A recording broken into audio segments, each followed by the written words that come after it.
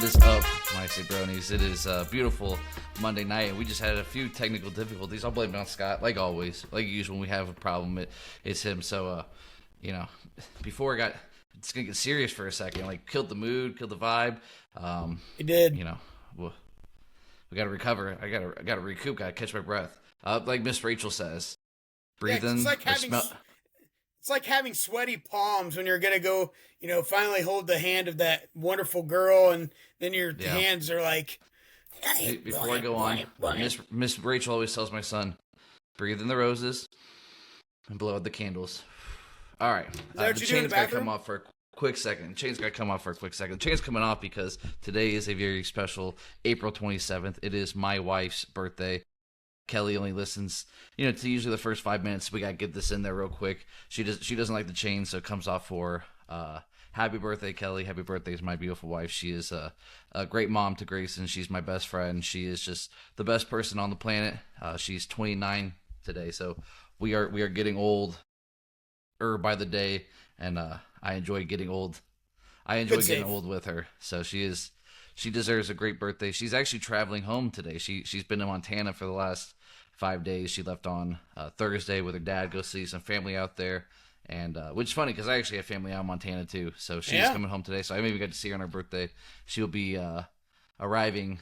They land at like 10:47, so it'll be a late night for her. But I'll be up when she sees her. Give her a nice big happy birthday hug. Well, see, now you look less like a Miami cartel dealer. There you go. There's the Diego Parva I've been looking for. Yeah. There you go. Diego. Undrafted. We'll talk some Diego Pavia in a second. So I think short and sweet tonight, right? We're gonna get into some big things after this, but I think just kind of a short week. It's obviously a lot going on in our life. Some big news, some good news, some bad news, some big things, some bad things, some not really bad things, just highs and lows of life and all those things. And so it's been a busy week. I'm finishing up.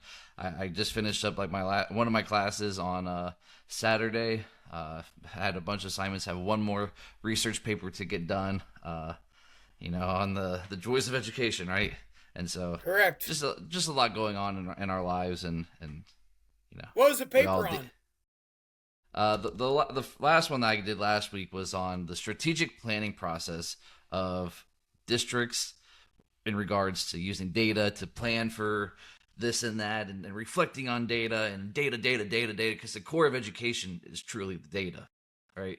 Can't do anything if you don't have great data. So the data, and then the one that I am working on currently is just a special education law, just kind of the formalities of special education and the how much schools how much they vary different ways of utilizing how do they implement IEPs and 504s for kids, just the different ways that schools do that, because right now it's a lot of just the same copy and paste, it seems, for a lot of people, and there's so many different options that parents have for their kids in regards to 504s and IEPs that truly make it individualized and, data. Yeah. So anyways, it's a sports podcast. We are both teachers, so we are both teachers. So teaching comes up sometimes.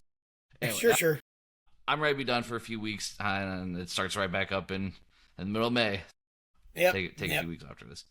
Anyway, the NFL draft has came, and the NFL draft has went. 800-something thousand people showed up in Pittsburgh over the weekend for the 3-day festivities of the NFL draft. It looked beautiful. I mean, there's been some good NFL drafts before. The Packers, Packers were last year, right? Yeah. But nobody does it like the Steelers. Ain't no party like a Steeler party. You know what I'm saying? Yeah, the terrible towels. Terrible town. Terrible towels. Sorry. Terrible towels. So hey, our buddy Timmy Scheid, he's the DC over at Clear Fork. He went up there with his son. I was glad to see him take his son to that, and he said it was absolutely awful trying to get out of there the first day because they were not ready for that big a crowd, and it was mayhem. But he said they figured it out after the first day what to do, and he says a cool experience, so he's glad he went. I definitely thought about it. We were just in Pittsburgh a few weekends ago, and obviously, being teachers, the time we are very lucky the amount of time off that we have. but it comes to getting other time off for other things that don't fall within their time off. Right. It's a hard time. It's a bad time to be able to try to do that. When's the most expensive time to go on vacation? Summer. When do we have off? Summer. Yeah, I know. Yep. Things happen. Do you want to go on a cruise during Christmas, though? That's an option, too. Yeah, no, yeah. Yeah, that's super expensive, too. Hey, are we going to talk about the biggest winners and losers of the draft? We are, but before we do that, I want to talk about draft grades because I hate draft grades, right? I hate the people that these analysts that go in afterwards and they say this team got an F and this team got an A and this team got what do you know? How do you have any idea to be able to value that? I'm gonna go back to 2011 or 12 or 13, whenever it is that Russell Wilson entered the draft and got drafted by the Seahawks. Somebody gave them an F that year. In that draft, they drafted Russell Wilson, brought him to 2 Super Bowls, won 1. Cam Chancellor, who was arguably the anchor of that defense, and the guy, his name is completely slipping my mind right now, that won the Super Bowl MVP of Super Bowl 48. 3 guys in that draft, and they got an F that year. I think if you look back, the Seahawks had an A+. And so we go on here, and we're no experts by any means. Actually, we are pretty much hated by a lot of the Kansas City Chiefs fans. They did not like some of the comments in there. People take these guys' mics, whatever, blah blah blah. But we're not grading ourselves as experts and saying that this team got an F. Why did they get an F? Because you don't like the player, you don't like the team. It doesn't make any sense. And Johnny Manziel could have been a bust no matter where he went, or Johnny Manziel could have sat behind, Matt Ryan for a few years and maybe learned something and played really well. Marcus Mariota, maybe if he went somewhere other than Tennessee to start his career, is he great? Right? Tom Brady isn't Tom Brady if he doesn't go to New England. So it's all the NFL and the draft and everything is all situational. But guess what? So is your job, and so is my job, and so is every job. It's all about situation and person. We gonna give draft grades for it? I'm excellent wherever I go. Yeah, I know that's what your evaluations say too. But enough about my Cavs. Let's talk about the draft. Let's talk about the draft, which we just did for the last. I don't know. I just went on a rant about the draft. You did. Our mock draft was not very correct, but we did get a pick right. Yeah, the number 1. Yep. That's why I posted about Arvell Reese. I was like, why in the world would it was so stupid. I hate the Big 12. I think it's trash. I think they're trash, and I'm saying it loud and proud. The Big 12 is not very good football. So they're like, and the announcer was like, yeah, he wasn't very good at Stanford. He was just an average player, and he goes to Texas Tech, and now he's a stud. It's it's because the Big 12 sucks, and it's traditionally sucked. And if you watch the playoffs, they sucked there too. And if you watch the year before, they sucked there too. He's going to be a bust. Enough about that. I like David Bailey. I think he could be a good player. But I just also and I'm not surprised he went it too. It could have been either way. The fact that the the Cardinals pass on Arvell, I think that, and I love Carnell, right? I think the Titans, did they reach getting Carnell? If Jeremiah Love was there, maybe they do that. Arvell falls to the Giants, which doesn't seem like a great fit for them. Delane is definitely people looking back, people are talking about him being the best corner, and sure, he could be the best corner. I don't think the Chiefs need to trade up for him, but I guess they were afraid of the Saints taking him, the LSU kid. I think that the Commanders are big winners, right? Sonny falls right to them. The Browns trade back, still get their guy. Yep. Obviously the big reach was the Rams taking Ty Simpson, and Sean McVay was not happy about it. He did not seem to like that, that happening for him. But he was there. They took the guy they wanted and sit behind Matthew Stafford for 2-3 years and go from there. Rumor was that Stafford hadn't reached out to him first couple days, and Stafford's wife reached out to him and was like, "Hey, let us know when you're in town." And it's like, "Oh boy, here we go." Well, this is the same Aaron Rodgers thing. This Ben Roethlisberger too with Mason Rudolph a few years ago. Do you want your franchise quarterback to mentor that young guy? Sure, it's not his job to. His job is to go out there and be the starting quarterback, and the young guy can learn from him. So it's not Matthew Stafford's job to reach out to Ty Simpson. If anything, I understand, you don't want a guy to draft your replacement. Aaron Rodgers was not happy about it. Roethlisberger, maybe he was, maybe he wasn't, maybe he didn't care. He just go out there and ball, and Aaron Rodgers went out there and balled, and I think Matthew Stafford's can go out there and ball. You know what I mean? By the way, I think it says friend of Taylor's MVP Matthew Stafford. Just want to point that out there again. Caleb Downs to Dallas. Sorry, go ahead. I think this actually. I know Brett Favre is not the most. He loves to send pictures, I hear, but it actually says a lot about Brett Favre and how he really did value the mentoring of younger quarterbacks. But I think that's what makes Green Bay so great is the tradition of that role. And, Favre to Rodgers to Love, there was constantly a feeding into the next guy. And that culture is important. And not every culture likes that. Not every quarterback likes that. And not every organization likes that. So nice job, Brett Favre, for doing something right. Yeah, and Jordan Love is going to be a New York Jet in about 10 to 15 years. It's going to be the circle of life. And I'm not bad. I don't feel bad for the Cardinals taking, the running back there. I think that was a good call. You just lost your starting quarterback. You need to have some hopeful offensive productivity. That's probably a good move when you're talking in 10 years, what that's going to yield you. I think it's probably a good move. So I understood all the things that happened. I just don't think it was good that Baker or Bailey or whatever his name, he's that unimpressive to me. That's just my opinion. Whatever. Biggest winner, though. Ooh. Biggest winner? I'm going to say it, man. They got everything they needed except for quarterback, but there really wasn't anything to take in this draft. But they got all the other.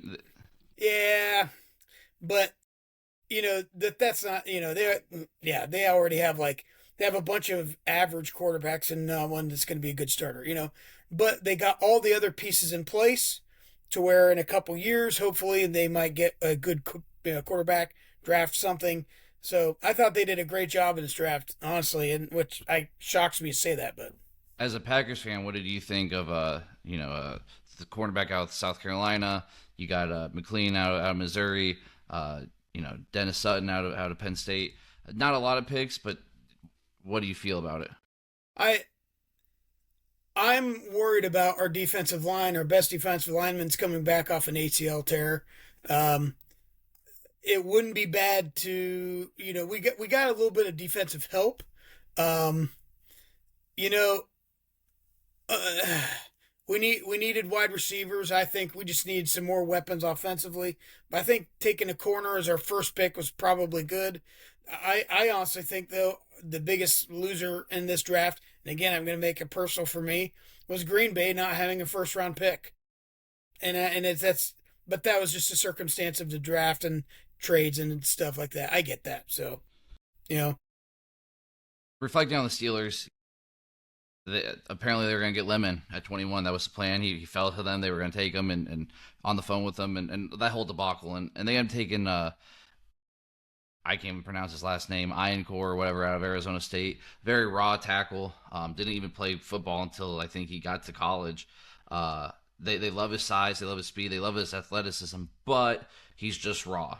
The Steelers liked him. He was there. He took him. It is what it is. It could be something that ends up really work. It could be something that doesn't. The picks that I really liked for us was Jeremy Bernard. Not my favorite wide receiver in this draft by any means, but where he fell to at middle of the second round is a good third receiver for us. I really like the Dunker kid, the red mullet tackle from Iowa.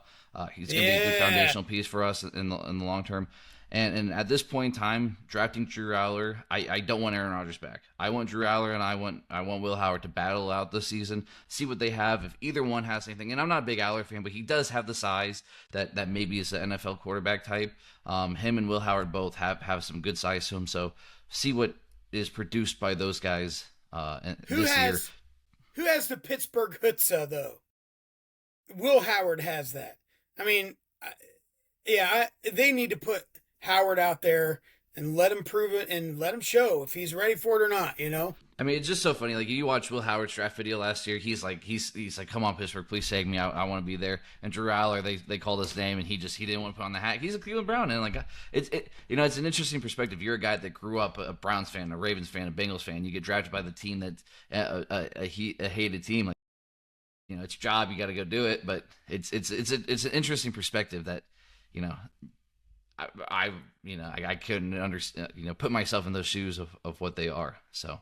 Yeah. And, Aller's trying to come back from his own injury and stuff. And so, but if you're able to get another quarterback, much like the Browns did at a, mid-late round, then you take a chance on a guy and you're hoping you get the next Tom Brady. Mm-hmm. I get it. So when if you keep Aaron Rodgers, it just adds a level of I don't know. It makes it hard to see what those guys have because you're going to obviously play Aaron Rodgers, and it's right. It puts them in a tough spot, and a spot that I don't want the Steelers to be in. I want them to either like if those guys are great and we win some games, great. If they're great and we don't win games, and you get a good pick next year, draft somebody that adds some talent to the defense or to the D line or the O line or shoot. I mean, let's say that those two, one of them has something really special, and we have some injuries, and we end up with a top 5 pick. It's a very quarterback-heavy draft next year, and I think Jeremiah Smith should go number 1. But teams love quarterbacks, especially when you got Arch Manning, especially when you got Julian Sand, when you got Sam Levitt, when you got some really great quarterbacks next year available. If you have that super sweet spot, the Steelers have some extra draft capital next year, and you really trade up and you go get a generational type of guy. I don't see Jeremiah Smith ever being on the Steelers, but I could wish, I can hope, I can dream. Or if they both suck and we lose games, guess what? You have a top pick next year in a quarterback-heavy draft. And so now, question, because I don't know, and you probably do. Aaron Rodgers, is he a unrestricted free agent or is he still under contract? Unrestricted free agent. So here's what I think would be the best for everybody, to be honest. There's a team that needs a quarterback in a nice, warm, dry environment, and they need one for at least a year or two, and they need that experience. And the Steelers need to move on from Rodgers, but the Cardinals need a quarterback right now. When you said that, I was going to say Arizona Cardinals. Yeah. And I don't think Minnesota's the answer right now, but I think, Arizona. Rodgers is just at the age where he needs to be indoors or in a warm environment most of the time. Yeah. Well, and here's the thing about the Cardinals now. They have Marvin Harrison. Say what you want about the NFL career so far. We know what is there. We know the talent that is there. He just hasn't had the offense that has been able to give him what he needs, and maybe Rodgers could do that. You have McBride, the tight end. You have Jeremiah Love. Like, you have some really, really good pieces. The Wilson kid, the other receiver. It's not like Marvin Harrison's the only receiver there. They have a good offense. Do you trust Brissett enough to be that guy that can do it, or maybe Aaron Rodgers is that guy? And I don't know. I just think it's best for both parties. I agree with you for the Steelers to move on from him. White Mike McCarthy, fat Mike McCarthy. I don't mean anything about fat people. I'm a big boy myself. I just how I feel about Mike McCarthy being the replacement to Mike Tomlin, to Mikey T. So we're not into body shaming, everybody. I'm not. I'm body shaming myself. I do not represent that. I'm my own fat person. The Ohio State Buckeyes had a lot of draftees, especially in the first round. Cade McDonald goes early on in the second round. Max Clare goes in the second round. And even our ninth best lineman on our team this year went in the 7th round. What pick? Pick 231. Ethan Onainwa, the kid that transferred from Rice to Ohio State, didn't even play last year. Played like 40 snaps on the season. He got drafted. He's a guy that they talk about like loving his athleticism and stuff, and so take a flyer on him in the 7th round, see what's there. Sure, it's a if he's good enough to go to Ohio State and make the team, not play all the time, but you're also you're playing against 4 or 5 star guys, and it's just that's hard to do. And you take a chance on them. You have the pick, use it. Offensive linemen are always needed in the NFL. It's the big thing. And it's one of those things where so many were skipped early on, but then all of a sudden, bang, bang, bang, bang, bang, 4 of the top 11 picks are Ohio State players. And you're like, yeah, holy crap, man. Yeah. So, in fact, the Big Ten, the first at the top, out of the 11 or 12 picks, it was just like, the era of SEC dominance, I don't want to say it's over, but it's definitely not what it was. Yeah. Having the better athletes and everything else. And we're also seeing the value of the college football playoffs and how that perception, you're putting the best players in the best teams in the best situations against the best competition, see what cream goes to the top. And NFL teams are paying attention to that, man. And so that's good. That's a good thing. Well, and you get opportunities with like Ruben Bain, who was a good player all season long. He's just one. You're talking about the college football T-Rex. playoff, and like he's a name that if you really watch college football, you recognize the name. But when you go watch him play in the playoff, like he made a name for himself. He made money for himself. Even with some like off-season stuff like that happened the last few weeks, like he didn't fall very hard. Miami had a bunch of players in the top. Yeah, they did early on and everything. And even at Francisco Mendoza, right? Fernando Mendoza, a year ago, not a big name by any means. Like I couldn't have told you who the starting quarterback of Cal was 2 years ago. But he goes to Indiana. He takes a flyer on himself. Kirk Sende believes in him, and he goes from being an unknown, a kid who probably isn't drafted, or if he is drafted, he's the 7th, 8th, 9th, 10th quarterback off the board. To number one. To number one overall, to Heisman winner, and that doesn't happen. What? Vacuum. Yeah, the Roomba's going off up there. Trying to make my There's a tornado coming. Yeah, trying to get my house nice and clean before my wife gets home. The Roomba will do it all for me. That he doesn't go to Indiana and have the opportunity to go win a national championship unless there's a 12-team college football playoff. And so this has made our sport better. And we complain and whine all the time about the NIL stuff and the transfer portal stuff, and it is not a perfect system. But man, the football on the field is really fun, and the football on the field is really good. And 12-team playoff, even though it's not perfect, we get some really good games. We see some really good players compete, have a chance to make themselves better. Correct. And everyone talks about how great week one is, and first couple weeks, great non-conference games and stuff. And we just see that at the end with the college football playoff, and actually means something rather than the first couple weeks. The other team that was kind of surprised is Jaguars, how they got a lot of picks that they reached real early for. And, I don't know. Trevor Lawrence is now at the height of his career. It's that perfect, Goldilocks zone of he's old enough and experienced enough, but he's young enough still. And so it's going to be interesting to see if, they finally turn the corner this year and start making a jump at competing for a title in the next few years. And it makes you wonder, like, ooh, did you not draft real well? Could that set you back? And you're going to ruin Trevor Lawrence's couple years. He's, at the peak. Well, time will tell on that, Yeah, so. I mean, when you don't have a first-round pick in a draft that just and there's some good players in here, and there's a lot of players that they're not household names that will be, but it is not a deep draft like next year's draft is going to be. Like next year's draft is absolutely loaded. It's insane. When you don't have that and you don't have a first round pick to really like, that's our dude, we know for sure next year. When you don't have that, again, it comes down to that's why these draft grades are annoying, because people, they don't know. I'm looking at the Bills, another team that didn't have a first round pick. They get TJ Parker, the third pick of the second round, Igbenogson. Then they don't have a third. They got a bunch of 4s, 5s, and 7s. The Buffalo Bills have drafted really well in the last 10 years. There's going to be guys here that stick that are really good. We just don't know it yet. We don't know it yet. And I can't look at this and say they had a terrible draft, because I like TJ Parker. Obviously, I'm a little biased with Igbenogson, but Igbenogson to falling to the bottom of the second round, like the dude completely flipped the script of everything that was the negative him the year before. Like he's a baller, he's a dog, he plays hard, and he doesn't let up touchdowns. He doesn't. He's still handsy. And in college, it's only 15 yards. In the NFL, not. So it's going to be interesting to see how he adapts to that.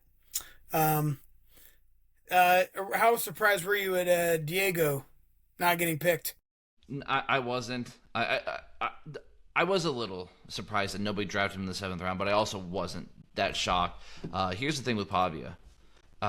John Gruden is the only person that's had anything good to say about him. And I listened to him on Gruden's show, his quarterback show, and he said the right things. I think he tried to clean up his image. I do think that he's a little sincere on like hey, I acted like a fool after this Heisman ceremony.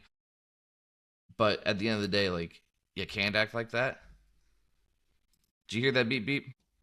Draft days. Yeah, the Sabo Standard, or not the Sabo Dynasty Dogs draft is going on, and a little bit of controversy right now. Sabo made a oops. Anyway, so Pavia, back to Pavia. I think that there's some sincerity in how the way that he acted. But at the end of the day, you can't act like that and expect everybody just to forgive you. He's also Correct. 5'9", and he just doesn't have the NFL body to succeed. He's gonna go to Baltimore and for their rookie minicamp. Right. I saw that. And that might be a good chance for him. It's just, if you act like a fool and you don't have the tool, it's really hard. And you're not going to get by the pool party. And we just learned from Johnny Manziel, and here he's hanging out with them and all that crap. It's like, NFL teams they're just distancing him, and then I get it.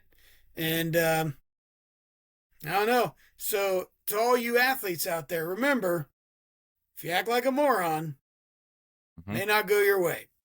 It's just, even kids are like, I'm going to go try to play college ball. It's like, yeah, well, you don't go to class and you have a 1.1 GPA. And people are like, yeah, well, Arvell Reese had a 0.4 GPA. Yeah, well, Arvell Reese is a freak. So, you are not. Here's the thing about Arvell Reese. First off, I as a high school football coach who coaches in the team that's in the same division as Glenville, who never won a state championship until they dropped to Division IV and has won 3 of the last 4 Division IV state championships. We joke around about the Ginn Academy and the recruiting that is going on, and just kind of there's a big story with how that has worked, how the Ginn Academy has changed Glenville's numbers, and Glenville has fallen to Division IV because of it. But at the end of the day, Ted Ginn Sr. started this Ginn Academy to help a kid like Arvell Reese, who's at whatever school that he was with a 0.4 GPA, brings him in not to play football, but to help him become a better man and get him out of the tough situations of the bad sides of Cleveland that he was in, and gets him to be a good student. And I don't care what you want to say about Arvell Reese. However, the fact is that he had to get the good enough grades to get into Ohio State. And then when he was at Ohio State, a 3.5 GPA. And there's plenty of stories about, tutors doing kids' work and stuff, but I don't feel like that's the case that going on at Ohio State. I think everything Ohio State does is such under a microscope that you would know when there's some tomfoolery going on. And I really believe Arvell Reese, had an opportunity to meet Ted Ginn Sr. and get him in his life, and Glenville and Ginn Academy brought some really good things to him, and he brought some really good moments to Ohio State, and I'm happy for him. And I think that the Giants, it's a weird spot for him as far as like Brian Burns and Thibodeau, and they did just get rid of Sexy Dexy Dexter Lawrence. But Arvell is so good. He could play linebacker, he could play edge, he could play outside linebacker. Like, they'll put him spots where he'll be a dog. 2 for 1. Yep. I'm sure you've heard it today, but I'm going to see if you haven't. Obviously, Pavia went undrafted, first undrafted Heisman finalist since 2014. Do you know who that was? And going a step behind, if you know that one, who was the third most recent? Jeez. So I didn't know the most recent one today. As soon as somebody said it, I was like, oh, but I did know like the third most recent guy. I'm going to resist looking it up, so why don't you just tell me? It was Jordan Lynch in 2014, and then prior to that was Kansas State head coach Colin Klein. Oh, who was at Kansas State. So yes, Colin Klein was a stud, man. He was a dog, man. He was a dog. He had legs, man. It's like Eric Crouch, though, at Nebraska. It's like, yeah, man, it's just not going to translate. And it's, and Colin Klein was a lot like that, too, where, you could even say a little bit like a Kenny Guyton. Hey, man, you're a great leader, and you're a great leader, and you're exactly what you need for that team and everything. That's just not going to translate to the NFL, though. And it's not a slam. It's just what it is. And you kind of saw it with JT Barrett, too. You know? Yep. Similar. Let's wrap up this. We wanted a short, quick episode. Let's wrap up this draft day conversation. Let's get into Cam Dog's conversations, and we will cut you loose early tonight. No hour-long episodes under here in 40 minutes. You know, I have my feelings about this, but what is, and it might seem easy, what's the best, but the worst kind of makes you think, what is the best and the worst day of the week? Man. Obviously, the worst day of the week is Monday. It's the worst. You wake up, you gotta go back to work after a good weekend. You gotta wait all day for Monday Night Football. When there is no Monday Night Football, you gotta wait all week again to get your football at the end. Even just the planning of things don't get planned on a Monday very often. Sunday obviously is great during NFL season because you get full sleeve NFL games. But is there really anything better than a Saturday? I mean, whether it's football season or not, like Saturday, it's the best day to plan to do things with your family. You look forward to it. You got to enjoy your Friday night that led into your Saturday. You still get to enjoy the Saturday night, the camaraderie of Saturday night, and not have to go back to work on Sunday. Now, I worked retail for a lot of years while I was in college and before I started teaching, and I worked the Friday night, the Saturday night, the Sunday. I was working 2 p.m. to 11 p.m. a lot of weekends. It is not fun. So those people that don't get to enjoy their weekend, obviously their Wednesday is their Saturday, but there's just nothing truly like a Saturday and the camaraderie of a Saturday and all the events that happen on a Saturday. And really, come on, when it goes down to it, is there anything better than college football on a Saturday? Week 4, week 5, October comes around, and just a slate of games all day long. College game day, you wake up, and for me, I get to go JV football. I love JV football still. Like, I enjoy JV football. I enjoy those games. I enjoy those moments. Do that. Come home, watch college football all day long. Eat good food with my family. And as my kid gets older, get to watch football with him. That's a peak, man. Yeah, I agree on Saturday. I can go with that. Friday is another one where, it's like that. Yeah, Friday night, I still got the whole weekend ahead of me. But I think the worst day of the week, I'm not going to do your Garfield, I hate Mondays crap. To me, I think the worst day is Tuesday. And the reason Tuesdays are rough. Tuesdays suck so bad.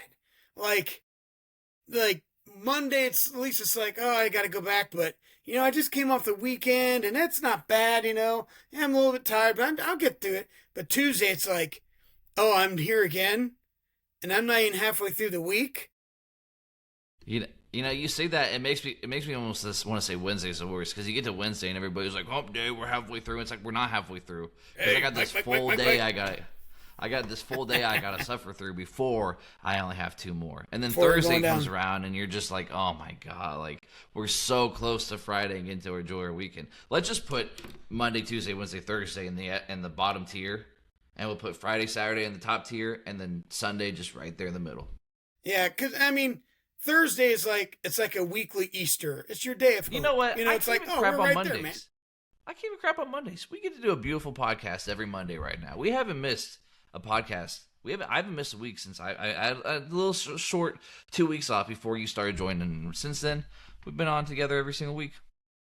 That's right. So that's what commitments look like, and that's why we should get married. No, Hey, here's another piece of trivia for you. Okay. Maybe some trivia for you, real quick. See if you know this. Who was Bo Jackson drafted by? I would have guessed.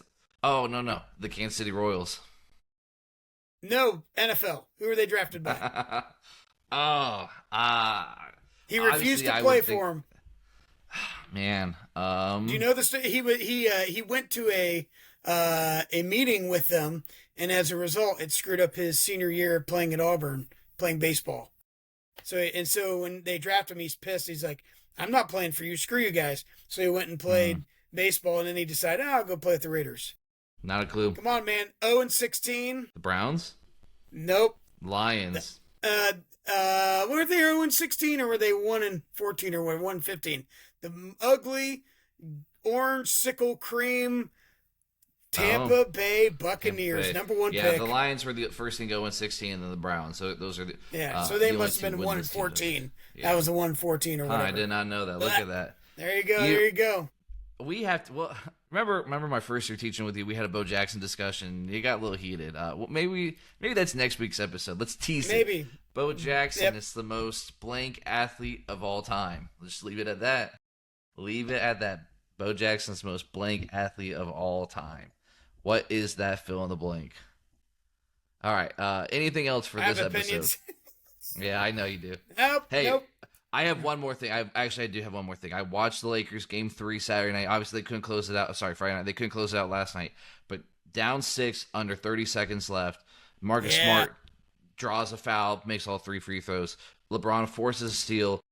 They throw it down to him. He almost drops it, throws it to Kennard. Kennard back to LeBron. LeBron at 41. Nails it. Had a chance to hit the game winner. Oh man, if he would have made that shot at the end of regulation to win it, I would have went nuts. So, but obviously, great overtime win. Unfortunately, the story of the NBA playoffs has been injuries. You know, Wemby. I mean, it's Edwards. It's injuries. And I mean, Luka and Reeves still aren't back. KD and and I don't want to hear any bull crap about like, well, it's because they play too much. No. You guys already take off like half the season. Like, I don't want to hear any of that bull crap. Like, no. And your defense is like standing. So I don't want to hear it. So it's just, I don't know, man. I don't know what it is, but maybe it's just bad luck. Who knows? But, all right, go watch the Michael Jackson movie. Are you gonna go watch that? I'm not an NBA fan. But hey, I'll watch Drake movie. Hey, Iceman, May 15th, the album of our generation. I have the Michael Jackson glove. It's under my bed, under my pillow. You're not hearing me. Iceman, May 15th. Iceman, Chris the Iceman. No, Chris Iceman Drake from the Lucas High School. All right, Mr. Jamal Williams, hit him. Because if you go piss like a puppy, stay on the porch and let the big dogs eat.